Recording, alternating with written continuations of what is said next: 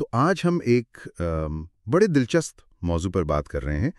ہمارے خیالات اور ہماری زندگی کے جو نتائج ہیں ان میں کیا تعلق ہے؟ جی ہاں، مطلب ہماری سوچ کیسے ہمارے احساسات، ہماری توانائی، ہمارے کاموں، یہاں تک کہ ہمارے مستقبل کو شکل دیتی ہے۔ بالکل۔ یہ سمجھنا کہ جو ہم سوچتے ہیں نا وہ کیسے ہماری حقیقت بن جاتا ہے۔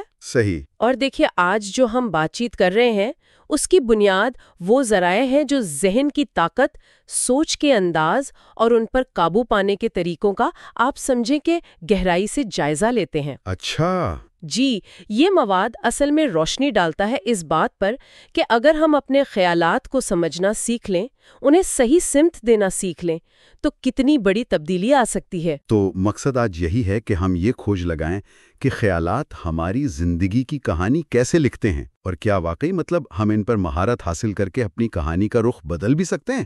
جی بالکل۔ آئیے اس گہرے کھوج کا آغاز کرتے ہیں۔ تو سب سے پہلے یہ دیکھتے ہیں کہ خیالات ہمارے موڈ پر کیسے اثر ڈالتے ہیں۔ یہ تو سب جانتے ہیں کہ جیسا سوچو ویسا محسوس کرو، لیکن شاید اس کی گہرائی کو ہم اکثر سمجھ نہیں پاتے۔ جی ہاں، یہ بات بالکل درست ہے۔ خیالات ایسے ہی ہوا میں نہیں گھومتے رہتے، وہ براہ راست ہمارے جذبات کو جنم دیتے ہیں۔ آپ مثال لے لیں، اگر صبح آنکھ کھلتے ہی پہلا خیال آئے کہ اف، آج کا دن تو بہت مشکل گزرے گا، تو کیا ہوگا؟ موڈ خراب ہو جائے گا شروع سے ہی۔ بالکل۔ امکان یہی ہے کہ آپ کا موڈ شروع سے ہی بجھا ہوا ہوگا، اور اس کے برعکس اگر آپ کسی اچھی بات، کسی امکان یا شکر گزاری کے خیال سے دن شروع کریں تو فرق تو واضح ہوگا۔ جی، فرق واضح ہوگا۔ اور یہ صرف مثبت یا منفی سوچ کی بات نہیں ہے نا؟ کچھ خیالات تو خاص طور پر تھکا دیتے ہیں، جیسے وہ مسلسل پریشانی یا خود کو کمتر سمجھنا، یہ ایک مستقل بے چینی سی پیدا کر دیتے ہیں۔ بالکل، یہ سمجھنا بہت ضروری ہے کہ منفی خیالات صرف موڈ نہیں خراب کرتے، وہ ہماری ذہنی توانائی بھی چوس لیتے ہیں۔ اچھا، توانائی بھی؟ جی ہاں، اور دوسری طرف جب ہم مسائل کو حل کرنے کے بارے میں سوچتے ہیں یا آگے بڑھنے کے بارے میں، تو وہ خیالات ہمیں ایک طرح کا آپ کہہ لیں استحکام اور توانائی فراہم کرتے ہیں۔ تو موڈ خیالات کا آئینہ ہے؟ ایک طرح سے جی، ہمارا موڈ اکثر ہماری جو اندرونی گفتگو چل رہی ہوتی ہے نا اس کا عکس ہوتا ہے۔ اگر کوئی مایوسی محسوس کر رہا ہے تو زیادہ تر امکان یہی ہے کہ اس کے ذہن میں مایوسی بھرے خیالات ہی گردش کر رہے ہیں۔ یہاں یہ بات مجھے بڑی دلچسپ لگتی ہے کہ ہم ان خیالات کو محسوس کر سکتے ہیں۔ ہم اکثر یہ بھول جاتے ہیں کہ ہمارے پاس اختیار ہے کہ کس خیال پر توجہ دیں اور کسے جانے دیں۔ صحیح کہا آپ نے۔ ہم بس بہاؤ میں بہتے چلے جاتے ہیں اور پھر حیران ہوتے ہیں کہ بھئی موڈ کیوں خراب ہے۔ تو اس کے لیے ایک عملی قدم یہ ہو سکتا ہے کہ ہم اپنے خیالات کے بارے میں تھوڑے زیادہ باخبر ہو جائیں، مطلب اویئر ہو جائیں۔ کیسے؟ جب کوئی منفی خیال آئے، خاص طور پر وہ جو بار بار آتا ہے، تو ایک لمحے کے لیے رکیں اور خود سے پوچھیں، کیا یہ خیال اس وقت میرے لیے کسی بھی طرح مفید ہے؟ کیا یہ مجھے آگے بڑھنے میں مدد دے رہا ہے؟ اگر جواب نہیں میں ہے تو آپ کے پاس اسے بدلنے کا اختیار ہے۔ مثلاً وہ جو خیال آتا ہے مجھ سے یہ نہیں سنبھالا جائے گا۔ ہاں، بہت عام خیال ہے۔ جی، اس کو اس سوچ سے بدلیں کہ میں اسے مرحلہ وار کرنے کی کوشش کروں گا۔ یہ چھوٹی سی تبدیلی بھی موڈ پر بڑا اثر ڈال سکتی ہے۔ اور جسمانی احساسات کا کیا؟ کیا خیالات ہمارے جسم پر بھی اثر کرتے ہیں، جیسے وہ سینے میں بوجھ یا پیٹ میں گڑبڑ؟ یقیناً ذہن اور جسم کا تعلق بہت گہرا ہے۔ ناکامی کا خوف یا تنقید کا ڈر یہ واقعی آپ کے سینے میں جکڑن پیدا کر سکتا ہے یا پیٹ میں اینٹھن۔ صحیح۔ اور اس کے برعکس جب ہم پرسکون ہوتے ہیں، پر اعتماد محسوس کرتے ہیں، تو کیا ہوتا ہے؟ سانس گہری ہوتی ہے، جسم ہلکا پھلکا محسوس ہوتا ہے۔ جی۔ تو جس خیال کو ہم بار بار دہراتے ہیں وہ ہمارے ذہن اور جسم دونوں میں پختہ ہوتا جاتا ہے۔ لوگ اکثر آپ نے دیکھا ہوگا حالات کو یا دوسروں کو اپنے خراب موڈ کا ذمہ دار ٹھہراتے ہیں۔ ہاں، یہ تو ہوتا ہے۔ جی، لیکن وہ اپنے ذہن میں جو فلم چل رہی ہوتی ہے نا مسلسل، اس کو نظر انداز کر دیتے ہیں، جبکہ اصل جڑ وہیں ہوتی ہے۔ یہ تو ہوئی موڈ کی بات، بہت اہم۔ اب ذرا توانائی کے زاویے سے دیکھتے ہیں، کیسے کچھ خیالات ہمیں بالکل نچوڑ دیتے ہیں اور کچھ ہمیں جیسے چارج کر دیتے ہیں۔ ہاں، یہ توانائی والا پہلو بہت اہم ہے۔ کمزور کرنے والے خیالات جیسے وہ مسلسل تشویش، ناکامی کا خوف یا یہ احساس کہ ہم کافی اچھے نہیں ہیں، ہم یہ خیالات ہماری ذہنی اور جسمانی دونوں طرح کی توانائی چرا لیتے ہیں۔ آپ نے کبھی محسوس کیا ہوگا کہ کسی دن آپ نے جسمانی طور پر زیادہ کام نہیں کیا لیکن دن کے آخر میں بالکل تھکے ہوئے ہیں؟ جی ہاں، بالکل ہوتا ہے۔ وہ اکثر اس لیے ہوتا ہے کہ آپ کا دماغ منفی سوچوں کی جنگ میں مصروف رہا ہے۔ وہ جنگ تھکا دیتی ہے۔ تو ان توانائی چوسنے والے خیالات کا کیا کریں؟ کیا بس برداشت کریں؟ نہیں، بالکل نہیں۔ یہاں ایک شعوری فیصلہ کرنا ہوتا ہے، اور وہ فیصلہ ہے ان خیالات کو اپنی توجہ کی خوراک دینا بند کرنا ہے۔ خوراک دینا بند کرنا مطلب یہ کہ یہ خیالات اکثر سرگوشی کرتے ہیں، ہے نا؟ جیسے کیا ہوگا اگر میں ناکام ہو گیا، یا لوگ کیا کہیں گے۔ ہم جتنی زیادہ توجہ ان پر دیتے ہیں، یہ اتنے ہی بلند اور طاقتور ہوتے جاتے ہیں، اور ہماری توانائی کھاتے رہتے ہیں۔ بالکل ہماری توانائی ختم کرتے رہتے ہیں۔ لیکن انہیں نظر انداز کرنا یا خوراک نہ دینا، یہ کیسے ممکن ہے؟ جب کوئی پریشان کن خیال ذہن پر چھا جائے تو اسے پیچھا چھڑانا تو آسان نہیں ہوتا۔ آسان نہیں ہے، مانتی ہوں، لیکن ناممکن بھی نہیں۔ طریقہ وہی ہے جو ہم نے موڈ کے لیے ذکر کیا تھا۔ پہلے اس خیال کو پہچانیں، اس کو پکڑیں، اچھا، پھر اس کی افادیت کا جائزہ لیں۔ کیا یہ آپ کو کمزور کر رہا ہے؟ کیا یہ آپ کو آگے بڑھنے سے روک رہا ہے؟ اگر ہاں، تو شعوری طور پر اس پر مزید غور کرنے سے انکار کریں۔ جی، اور سب سے اہم قدم، اسے فوراً کسی زیادہ تعمیری یا حقیقت پسندانہ خیال سے بدل دیں۔ جیسے اگر ذہن کہے تم کبھی کامیاب نہیں ہوگے، تو اسے مسترد کریں اور کہیں میں آج اپنے مقاصد کی طرف ایک قدم بڑھا رہا ہوں۔ تو یہ ایک طرح کی ذہنی مشق ہے، روزانہ کی۔ بالکل، یہ ایک ذہنی نظم و ضبط ہے، اور یہ وقت کے ساتھ پروان چڑھتا ہے۔ شروع میں مشکل لگے گا، ہو سکتا ہے بار بار ناکام ہو، لیکن ہر بار جب آپ ایک کمزور کرنے والے خیال کو پکڑ کر اسے بدلتے ہیں، آپ اپنی توانائی بچاتے ہیں، آپ ذہنی وضاحت حاصل کرتے ہیں۔ یعنی توانائی بچانے کا ایک طریقہ یہ ہے کہ ان خیالات سے بچا جائے جو مددگار نہیں۔ جی بالکل، اپنی قیمتی توانائی ان خیالات پر ضائع نہ کریں جو آپ کو آگے نہیں بڑھاتے۔ توانائی بچانے کی بات تو سمجھ آتی ہے، لیکن ان شکوک و شبہات کا کیا کریں جو بار بار حملہ کرتے ہیں؟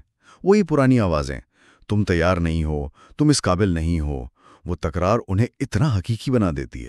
شک کی یہ تکرار ہی تو اس کی سب سے بڑی طاقت ہے۔ وہ بار بار ایک ہی پیغام دہراتا ہے، یہاں تک کہ ہم اسے سچ ماننے لگتے ہیں۔ جی، کلیدی نکتہ یہ ہے کہ شک کو اسی لمحے پکڑنا جب وہ سر اٹھائے، اور پھر اسے چیلنج کریں۔ چیلنج کریں؟ کیسے؟ خود سے پوچھیں، کیا یہ شک ٹھوس شواہد پر مبنی ہے، یا یہ صرف ایک پرانا خوف ہے جو گونج رہا ہے؟ کیا ہم اس آواز کو بس اس لیے مان رہے ہیں کیونکہ یہ جانی پہچانی لگتی ہے؟ اور جیسا آپ نے کہا تکرار یقین پیدا کرتی ہے، یہ نیگیٹو کے لیے بھی سچ ہے اور پازیٹو کے لیے بھی۔ تو کیا ہم اسی اصول کا استعمال کر کے شک کو کمزور کر سکتے ہیں؟ یقیناً، اگر ہم جان بوجھ کر شک کے مقابلے میں مضبوط، حقیقت پر مبنی یا حوصلہ افزا خیالات کو دہرائیں تو ہم آہستہ آہستہ اپنے ذہن کو ری پروگرام کر سکتے ہیں۔ اس کا کوئی عملی طریقہ؟ ایک طریقہ یہ ہو سکتا ہے کہ آپ ان شکوک کو لکھیں جو آپ کو اکثر تنگ کرتے ہیں۔ جب آپ ان کا پیٹرن پہچان لیں گے نا کہ یہ وہی چند خیالات ہیں جو بار بار آتے ہیں، تو ان کی طاقت کم ہونے لگے گی۔ آپ سمجھ جائیں گے کہ یہ کوئی نئی حقیقت نہیں، بس ایک پرانی ریکارڈنگ چل رہی ہے۔ اچھا، یہ سمجھ آپ کو اس خیال اور آپ کے رد عمل کے درمیان تھوڑی سی جگہ دیتی ہے، ایک وقفہ جہاں آپ انتخاب کر سکتے ہیں کہ اس شک کو کیسے جواب دینا ہے۔ شک کا مقصد آپ کو روکنا ہے، اسے پہچان لینا ہی آدھی جیت ہے۔ شک کے علاوہ کچھ خیالات ایسے بھی ہوتے ہیں جو ہمیں جیسے چھوٹا رکھتے ہیں، ہمیں بڑے قدم اٹھانے سے روکتے ہیں۔ وہ آواز جو کہتی ہے زیادہ نمایاں مت ہو، محفوظ رہو، خطرہ مت لو۔ جی، وہ چھوٹا رکھنے والے خیالات۔ وہ بظاہر حفاظتی لگتی ہے، لیکن کیا وہ ہمیں آگے بڑھنے سے نہیں روکتی؟ بالکل روکتی ہے۔ یہ خیالات اکثر ماضی کے تلخ تجربات، دوسروں کی تنقید یا ناکامی کے گہرے خوف سے جنم لیتے ہیں۔ انہیں چیلنج کرنے کا بہترین طریقہ یہ ہے کہ ان سے سیدھا سوال کیا جائے، کیوں نہیں؟ کیا ثبوت ہے کہ میں یہ نہیں کر سکتا؟ اچھا، اکثر آپ پائیں گی کہ ان خیالات کی بنیاد ٹھوس حقائق پر نہیں بلکہ پرانے مفروضوں پر ہوتی ہے۔ اور پھر شاید عمل کرنا ضروری ہے۔ اس خوف کے باوجود اگر خیال کہتا ہے کہ اگر میں نے یہ کہا تو لوگ ہنسیں گے، تو کیا اس کے باوجود کہنا ہی حل ہے؟ جی ہاں، اکثر یہی ہوتا ہے۔ عمل کرنا، خاص طور پر اس خیال کے خلاف جو آپ کو روک رہا ہے، اس خیال کی طاقت کو کمزور کرتا ہے۔ یعنی کمفرٹ زون سے باہر نکلنا۔ بالکل۔ ترقی ہمیشہ آرام دہ دائرے سے باہر قدم رکھنے سے ہوتی ہے۔ وہ جو بے چینی محسوس ہوتی ہے نا کسی نئی یا مشکل صورتحال میں، جی، وہ اکثر اس بات کی علامت ہوتی ہے کہ آپ اپنی حدود کو وسیع کر رہے ہیں، پھیل رہے ہیں۔ ان چھوٹے خیالات کا مقابلہ کرنے کے لیے کچھ تیار شدہ جوابی بیانات بھی مددگار ہو سکتے ہیں۔ جیسے جب ذہن کہے یہ بہت بڑا کام ہے تو آپ جواب دیں میں اسے سنبھالنا سیکھ لوں گی، یا میں اسے چھوٹے حصوں میں تقسیم کروں گا۔ یاد رکھیں، عمل شک کو بھوکا مار دیتا ہے جبکہ بے عملی اسے پالتی ہے۔ یہ ساری باتیں اس طرف اشارہ کر رہی ہیں کہ قابلیت جو ہے وہ صرف مہارتوں کا نام نہیں ہے، وہ ایک خاص قسم کی سوچ کا بھی نام ہے۔ کیا ہم قابلیت کے لیے سوچ کا انتخاب کر سکتے ہیں؟ یہ بہت ہی اہم نکتہ ہے۔ قابلیت کا احساس اکثر اچھی سوچ سے شروع ہوتا ہے۔ ہمیں شعوری طور پر ایسے خیالات کا انتخاب کرنے کی مشق کرنی چاہیے جو ہمیں قابل محسوس کرائیں۔ مثال کے طور پر، مثلاً میں اس چیلنج کا سامنا کر سکتا ہوں، یا اگر مجھے نہیں معلوم تو میں سیکھ سکتی ہوں۔ یہ ایک روزانہ کی ذہنی مشق ہے۔ ہمارا دماغ اکثر آسانی سے شک یا منفی کی طرف بہہ جاتا ہے نا؟ جی بالکل۔ تو ہمیں فعال طور پر اس کا مقابلہ کرنا پڑتا ہے۔ روزمرہ کے چھوٹے چھوٹے ذہنی انتخاب، جیسے میں کوشش کروں گا کہنا بجائے اس کے کہ مجھ سے نہیں ہو پائے گا، یہ وقت کے ساتھ بہت بڑا فرق ڈالتے ہیں۔ تو زبان کا استعمال بھی اہم ہے، جیسے میں کر سکتا ہوں یا میں سیکھ رہا ہوں کہنا۔ بہت زیادہ اہم ہے۔ با اختیار بنانے والی زبان ہمارے اندرونی احساس کو بدلتی ہے۔ دیکھیں، قابل سوچ کا مطلب یہ نہیں کہ آپ کبھی ناکام نہیں ہوں گے یا آپ کو سب کچھ آتا ہے۔ اچھا۔ اس کا مطلب ہے کہ آپ ترقی اور سیکھنے پر یقین رکھتے ہیں۔ آپ مانتے ہیں کہ آپ چیلنجز سے نمٹ سکتے ہیں اور ان سے مضبوط بن کر نکل سکتے ہیں۔ تو پہلے سوچیں پھر عمل۔ جی، اہم بات یہ ہے کہ اس قابل سوچ کی مشق پہلے کریں، عمل بعد میں اس کا ثبوت فراہم کرے گا۔ بہت سے لوگ قابل ہونے کے ثبوت کا انتظار کرتے رہتے ہیں اور اسی انتظار میں پھنسے رہتے ہیں۔ سوچ کو پہلے بدلے، عمل خود بخود اس کی پیروی کرے گا اور آپ کے یقین کو مزید پختہ کرے گا۔ اسی سے جڑا ہوا ایک اور خیال ہے، ان خیالات کو مسترد کرنے کا جو ہمیں کمزور کرتے ہیں۔ یہ صرف مثبت سوچنا نہیں بلکہ فعال طور پر منفی کو رد کرنا ہے۔ بالکل، یہ ایک طرح سے اپنے ذہن کی حفاظت کرنا ہے، گارڈ بننا ہے اپنے ذہن کا۔ گارڈ بننا ہے۔ جی، ہمیں اپنے ذہن میں ایک واضح حد مقرر کرنی ہوگی۔ وہ خیالات جو ہمارا اعتماد چھینتے ہیں، ہماری توانائی ضائع کرتے ہیں یا ہمیں آگے بڑھنے سے روکتے ہیں، انہیں شعوری طور پر مسترد کرنا ہوگا۔ پہلا قدم تو پہچاننا ہوگا۔ جی، پہلے انہیں پہچاننا سیکھیں۔ جیسے وہ خیالات، بہت دیر ہو گئی ہے، تم میں وہ بات نہیں، تم کبھی نہیں بدلو گے۔ پہچاننے کے بعد انکار کلیدی ہے۔ انکار؟ جی، انکار۔ ان خیالات کو قبول نہ کریں، ان سے بحث میں نہ الجھیں، انہیں اپنے ذہن میں بار بار نہ چلائیں۔ ایک طرح سے اپنے ذہن کے دروازے پر پہرے دار بن جائیں اور فیصلہ کریں کہ کس خیال کو اندر آنے کی اجازت ہے اور کس کو نہیں۔ اور کیا صرف مسترد کرنا کافی ہے یا اس کی جگہ کچھ اور لانا بھی ضروری ہے؟ بہت ضروری ہے۔ مسترد کرنے کے فوراً بعد اس خالی جگہ کو ایک مضبوط تعمیری خیال سے پر کرنا بہت ضروری ہے۔ مثال کے طور پر، اگر آپ میں اس قابل نہیں ہوں کے خیال کو مسترد کرتے ہیں تو اسے فوراً میں سیکھ رہا ہوں اور ہر روز بہتر ہو رہا ہوں، یا میرے پاس اس کام کے لیے ضروری صلاحیتیں ہیں یا میں انہیں حاصل کر سکتی ہوں۔ تو یہ صرف دفاع نہیں بلکہ ایک فعال قدم ہے۔ بالکل، یہ ایک فعال حملہ ہے۔ یہ انکار اور تبدیلی آہستہ آہستہ آپ کی لچک بڑھاتی ہے اور آپ کی اپنی ذات کے بارے میں جو رائے ہے اسے نئی شکل دیتی ہے۔ یہ تسلیم کرنا کہ آپ کے پاس کمزور کرنے والے خیالات کو مسرت کرنے کی طاقت ہے، یہ خود ایک بہت با اختیار بنانے والا عمل ہے۔ تو ہم نے دیکھا کہ خیالات موڈ، توانائی اور قابلیت کے احساس کو کیسے متاثر کرتے ہیں۔ اب بات کرتے ہیں کہ کیا ہم اپنے خیالات کو کسی خاص سمت میں رکھ سکتے ہیں، مطلب ارادے کے ساتھ سوچنا؟ یہ بہت اہم ہے کیونکہ ہمارا دماغ کبھی خالی نہیں بیٹھتا، وہ تو مسلسل سوچتا رہتا ہے۔ جی، اگر ہم اسے جان بوجھ کر کوئی سمت نہیں دیں گے تو وہ کہیں بھی بھٹک سکتا ہے اور اکثر غیر ضروری پریشانیوں یا خلفشار میں الجھ جاتا ہے۔ تو ارادی سوچ کیا ہے؟ ارادی سوچ کا مطلب ہے کہ آپ فعال طور پر فیصلہ کرتے ہیں کہ آپ کی توجہ کہاں مرکوز ہوگی۔ آپ اپنے خیالات کو اپنی ترجیحات، اپنی اقدار اور اپنے مقصد کے ساتھ ہمہ ہنگ کرتے ہیں۔ یہ آپ کو ذہنی بے ترتیبی سے بچاتا ہے۔ کیا یہ آسان ہے؟ ذہن تو اکثر بھاگتا رہتا ہے۔ آسان نہیں ہے، مانتی ہوں، لیکن یہ ایک ایسی مہارت ہے جسے مشق سے بہتر بنایا جا سکتا ہے۔ اسے ایک ذہنی پٹھے کی طرح سمجھیں۔ ذہنی پٹھا، مسل؟ جی، مینٹل مسل۔ جتنی بار آپ اپنے بھٹکتے ہوئے ذہن کو نرمی سے واپس اپنی منتخب کردہ سوچ یا موضوع پر لاتے ہیں، اتنا ہی یہ پٹھا مضبوط ہوتا جاتا ہے۔ تو روزانہ مشق کرنی ہوگی؟ جی، دن کا آغاز اور اختتام واضح ارادے سے کرنا کہ آج آپ کس چیز پر توجہ مرکوز کریں گے یا کس قسم کی سوچ کو پروان چڑھائیں گے، اور دن بھر اپنے خیالات کو اس ارادے سے ہمہ ہنگ رکھنے کی کوشش کرنا، یہ ذہنی طاقت پیدا کرتا ہے۔ تو توجہ اس بات پر دینی چاہیے جسے ہم بدل سکتے ہیں؟ بالکل، اپنے قیمتی ذہنی توانائی ان چیزوں پر مرکوز کریں جن پر آپ کا اختیار ہے، بجائے ان کے جو آپ کے کنٹرول سے باہر ہے۔ چیلنجز کا سامنا کرتے وقت سوال یہ نہیں ہونا چاہیے کہ یہ میرے ساتھ ہی کیوں ہو رہا ہے، بلکہ یہ کہ میں اس صورتحال سے کیسے نمٹ سکتی ہوں یا اس سے کیا سیکھ سکتی ہوں۔ رہنمائی کرنے والے سوالات استعمال کریں، جیسے اس مسئلے کا ممکنہ حل کیا ہو سکتا ہے، بجائے اس کے کہ یہ اتنا مشکل کیوں ہے۔ یہ ارادی سوچ آپ کو مسائل میں الجھنے کے بجائے حل کی طرف لے جاتی ہے۔ اور یہ ارادی سوچ یہ ہمارے اعمال کو کیسے متاثر کرتی ہے؟ کیا ہر عمل کے پیچھے کوئی نہ کوئی سوچ ہوتی ہے؟ یقیناً، ہر عمل چاہے وہ کتنا ہی چھوٹا یا بڑا کیوں نہ ہو، ایک خیال سے شروع ہوتا ہے۔ ہر عمل؟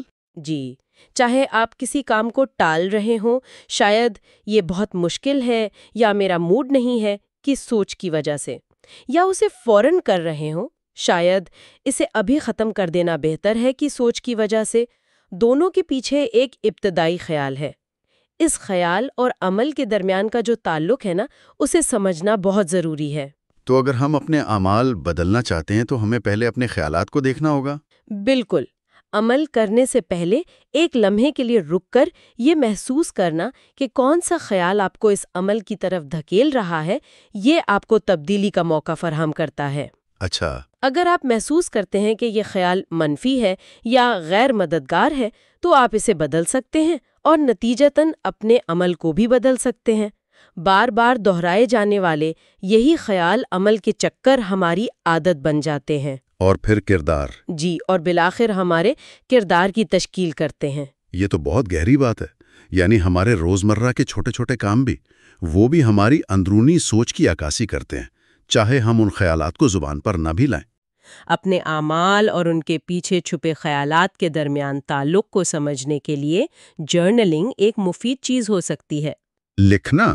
جی، یا پھر ذہن سازی، مائنڈ فلنس کی مشق، جو آپ کو عمل کرنے سے پہلے سوچنے اور انتخاب کرنے کا لمحہ فراہم کرتی ہے۔ اور یہ سمجھنا کہ ہر کسی کے اعمال ان کے خیالات سے جنم لیتے ہیں، یہ دوسروں کے رویے کو سمجھنے اور ان کے لیے ہمدردی پیدا کرنے میں بھی مددگار ثابت ہوتا ہے۔ اعمال سے عادات بنتی ہیں، کیا نئی عادات بنانے کے لیے بھی سوچ کو بدلنا اتنا ہی ضروری ہے؟ اکثر لوگ صرف عمل پر توجہ دیتے ہیں، بار بار کرنے پر۔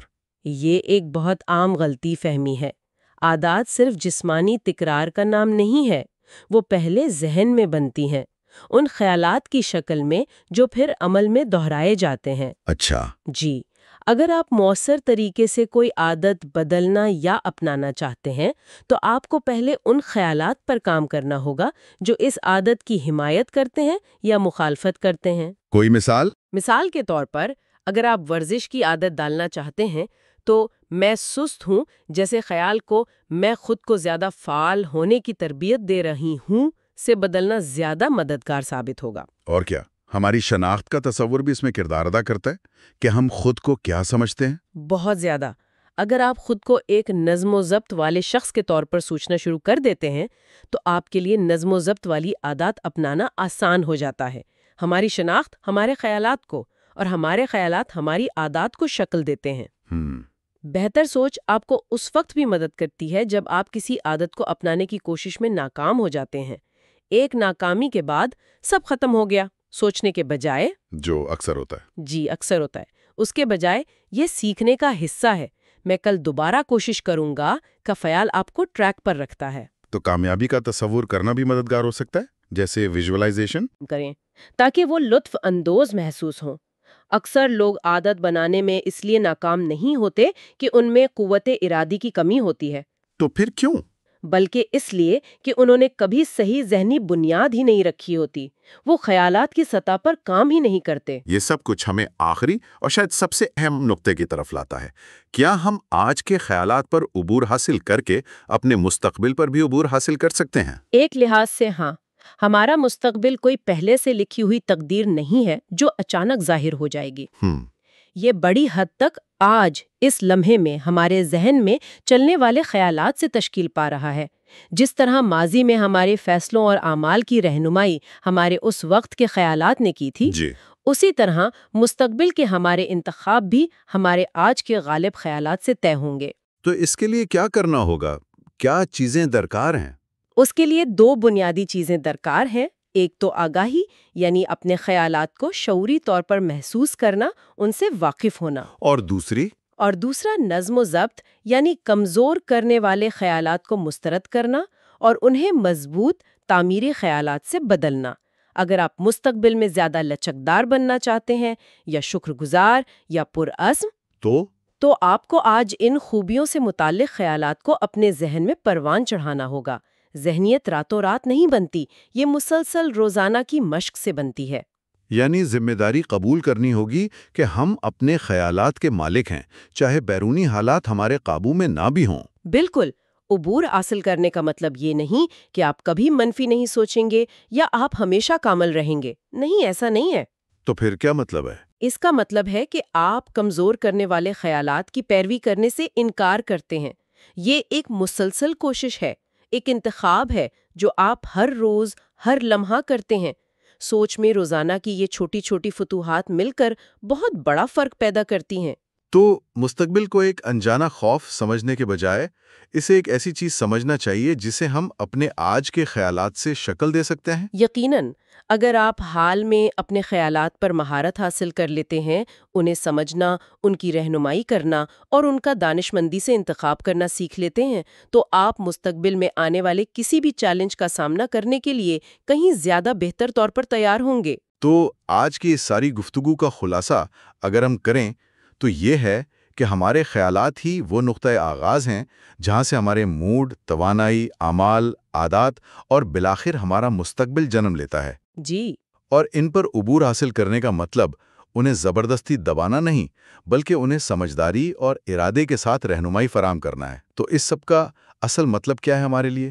کیا پیغام ہے؟ شاید حتمی طور پر غور کرنے کی بات یہ ہے، اگر ایک واحد خیال، ایک انتخاب، ایک لمحے کو بدل سکتا ہے تو ذرا تصور کریں کہ آج سے شروع کر کے اگر ہم مستقل طور پر ایسے خیالات کا انتخاب کریں جو ہماری ترقی، ہماری قابلیت اور ہماری اندرونی مضبوطی کو سہارا دیتے ہوں تو ہم کیسا مستقبل جان بوجھ کر اپنے لیے تعمیر کر سکتے ہیں۔ یہ طاقت ہم میں سے ہر ایک کے پاس موجود ہے نا؟ بس اسے پہچاننے اور استعمال کرنے کی ضرورت ہے۔